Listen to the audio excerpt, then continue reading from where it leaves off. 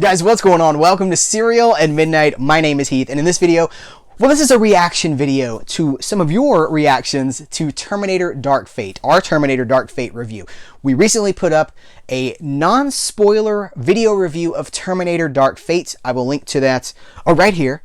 And we've gotten one consistent piece of feedback, so much so that see, the things that I thought would be controversial about that review, about this movie, are not the things that people are talking about. They're talking about one very specific thing. So I thought, rather than just let that non-spoiler video exist on its own, I would do a response video. And I think this is the first time that I've ever done this. And I'm really just doing this response video because it's easier than explaining myself to every comment that asks me the same question. So stay tuned, be aware, spoilers abound. Big ol' hairy, chunky, juicy, meaty Chef Boyardee spoilers are popping up now. The thing that I was surprised about, when I watched Terminator Dark Fate, I was resonating with the themes, I was resonating with the characters. I was like, oh, Linda Hamilton's doing a performance we've never seen in this movie because she's lost John Connor. And by losing John Connor, she gets to be someone we haven't seen in these movies before. I would argue Terminator is not about John Connor, it's about Sarah Connor. I think that Sarah is our through line in a lot of the story. And in Terminator 3, I'm getting ahead of myself, they killed John Connor at the beginning of the movie. For me, I was like, yeah, okay, we'll get back to it.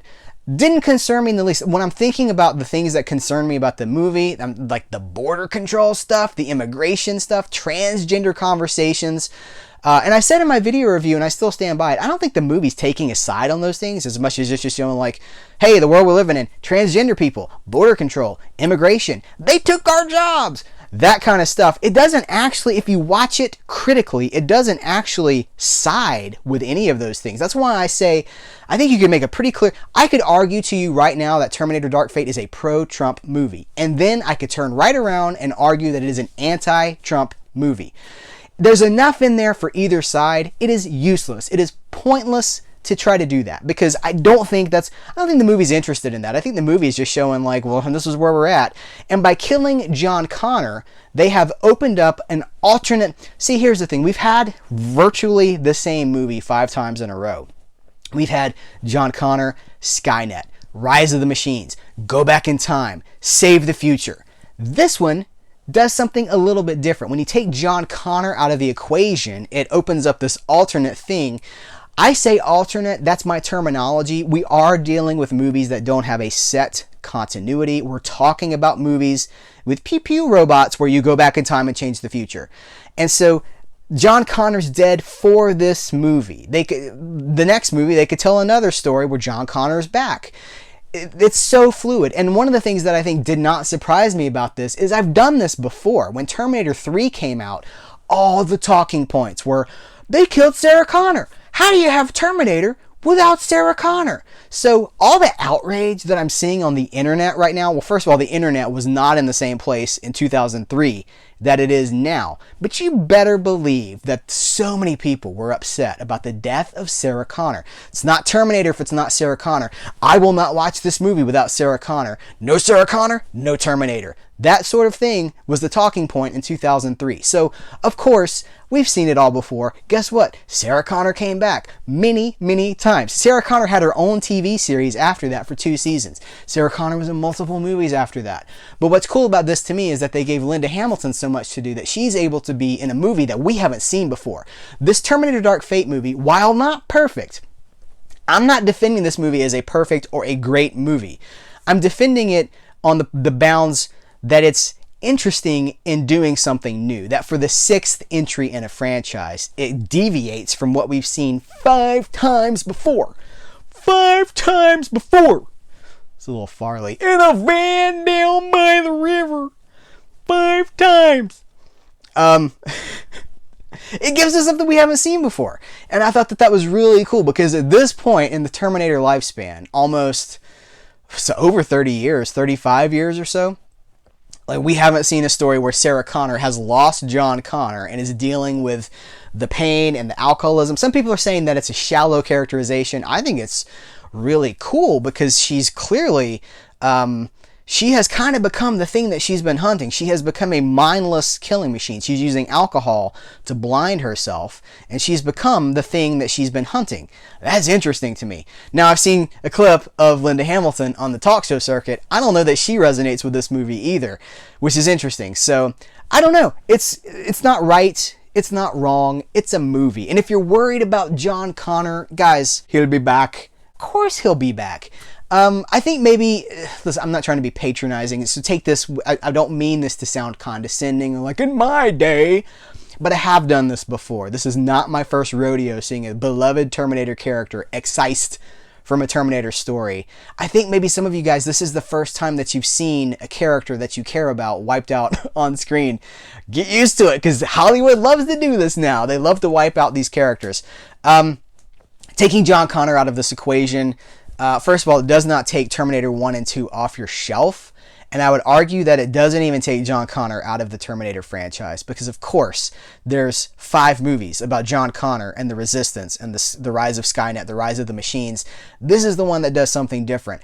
Personally, I didn't want to see another Rise of the Machines story. We've done it. 5 times we've done it. Probably 2 times too many. Maybe 3 times. I don't know. Some of you guys, I'm gathering love. Again, surprising to me. Terminator 3 was dismissed out of hand when it came out. But this is kind of my theory that, like I mentioned this in our Child's Play review, things stick around long enough. Everybody seems to like them in the end. Child's Play, that's what I'm saying. Terminator 3, I don't know anybody that liked Terminator 3. Now, I'm going to get comments for this video. I like Terminator 3, and all my friends liked Terminator 3. My point is just to say there were a lot of us, me included, that were very upset by Terminator 3 and by taking Sarah Connor out of the equation. And that was a talking point for years. And now it seems like it's just been around so long. People have grown up with that movie. And it's just always, we've always had a movie without Sarah Connor. And it's always been like that. But I was there when it happened. And it wasn't cool. And this is the reaction that happened around that movie. So, guys, John Connor will be back. He's not removed from the franchise. Removing him from this movie does not erase Terminator 1 and 2. It allows us to see a different story. Terminator 1 and 2 are still there. They're still on your shelf. They're not going anywhere. Now, I understand. I'm not trying to dismiss genuine hurt feelings, because like when you connect with a character, I understand. And that's I'm sorry. That's probably not fun to see. That's kind of how I felt with Luke Skywalker in The Last Jedi. Again, I kind of made peace with it. Now, not so much. It's tough to see a character that you identify with and that you love in a movie to be just pulled out of it by the stroke of a pen. But it's that stroke of a pen that can put John Connor back in any Terminator story. Terminator 7, probably going to be all about John Connor. I don't know. The other thing that I want to address, and this is controversial, I don't even know if I want to, but you know what? I'm going to do it. Heath is not here to shy away from conversations. I'm just going to talk about it. I'm getting a lot. No, I'm not getting a lot. I'm getting a very small, loud criticism that this movie is misogynist. No. Strike that. Feminist. That this movie is pushing a feminist agenda to the detriment of men. I think that there's a more complicated conversation about this that's in this movie that I tried to talk about in the non-spoiler thing.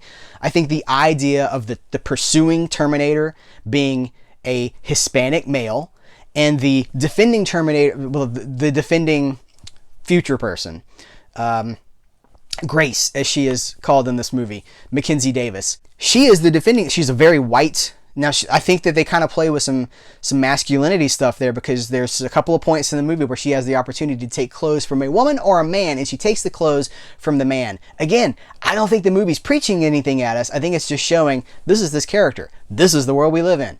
I'm not convinced that Hollywood is out to get us. Yes, I think that there are movies with agendas. I'm not sure this is one of them. I have yet to see compelling evidence. And if you think that I've been hoodwinked by the Hollywood system, you know what to do. We're not going to change who we are or what we do. So if you don't like the content that we're talking about, if you just want happy, hey guys, we're going to talk about so-and-so in this video. If you just want mindless consumerist entertainment, we don't do that here. That's not what we do. We're about honesty, integrity, believing in the things that we talk about with passion. The whole reason Serial at Midnight exists is to share that passion. It's what we do. So if you are not on board with that passion, we will see you later. In the meantime, thank you for hanging out for this very spoiler-filled conversation about Terminator Dark Fate. Again, I don't think it's a great movie, but I don't think that this movie destroys anything from the past by removing John Connor from the situation. Because, one, he can be added with the stroke of a pen in any future entry in this series. Two, I don't think John Connor was that integral. Oh, I know that's controversial too. I really don't think that the story of Terminator... This movie says that the rise of the machines was going to happen regardless of who was defending, regardless of who was in charge. It says that humanity is on a path of self-destruction. That's been a message. It's been a theme since the very beginning of Terminator. Humanity will destroy itself if left to our own devices. But it also says that humanity is strong and humanity can course correct. And there's always some people in these movies that are in charge of that course correction. Is it John Connor? Well, it was in 5 of them, and now we have someone else that is also showing Skynet's out of the picture and John Connor's out of the picture. And this movie says the inevitability happens anyway. It challenges no fate. Is there no fate but what we make, or is fate written for us? That's what this movie's talking about, and I think that's interesting. How about you? Guys, thanks for hanging out watching this video. I do appreciate you. Take care, and until next time, we will catch you later. You put the balloons and the rainbows on the curtains, and then I was like, don't do it! Don't do it!